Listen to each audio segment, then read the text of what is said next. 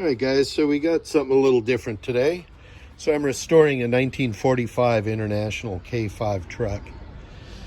This should be the same on 1941 through 46 K1 through 5s and 1947 through 49 KB 1 through 5. Now the bigger trucks, the KB and K6 and up, I don't know if they're the same or not. They might be similar in design, so I just couldn't find any videos online of how to clean the tracks. So this is the bottom seat, and it's upside down. So we're looking at this piece bolts to the bottom of the cab.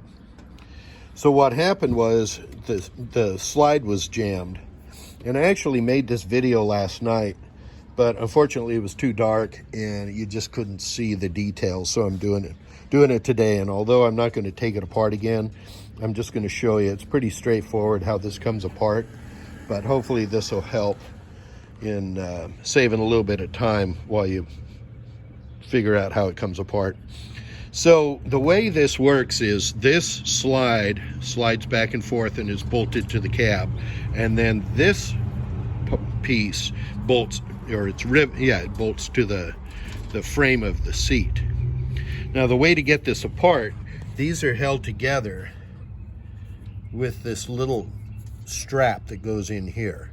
It's wider on this side than it is here, and you can see it's twisted. So when you do this, look to see which way it's twisted, and then with some linemen or some vice grips you can just twist this, and that will level it out so it'll fit through the slot. And this piece you'll pull out, and then you have another one down here. You do the same thing and you just pull that out. Now when that happens, this top piece will come off. Mine was all full of mud, and it looked like mud daubers had gotten in there and jammed the whole thing up. So with this off, you'll find there's two wheels in here, kind of like star wheels. It's a gear with teeth on it. Both of those were all full of mud and crud also. So once I got this apart, I was able to scrape this out and wire brush it and clean it and get it all nice. And then the wheels, I put on the wire wheel on the bench grinder and just wire wheeled that and cleaned it all. And then I used a grease in there to make sure it will lubricate and slide nicely.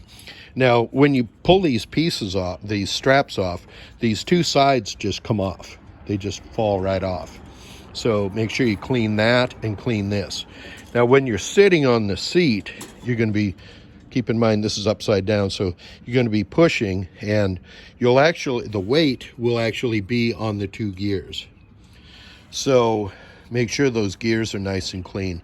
And when you put them all on back together, make sure they're both on one side so that they align, and as they move, won't limit, if this one's too far this way, you won't be able to go that far. So make sure that you align them so they're all on one side or the other when you put it in. Then when you put this all back together, you just put that strap back through here and then twist this back up. Now go slow, because this is steel, and if you twist it too far or you twist it the wrong way, it will snap off.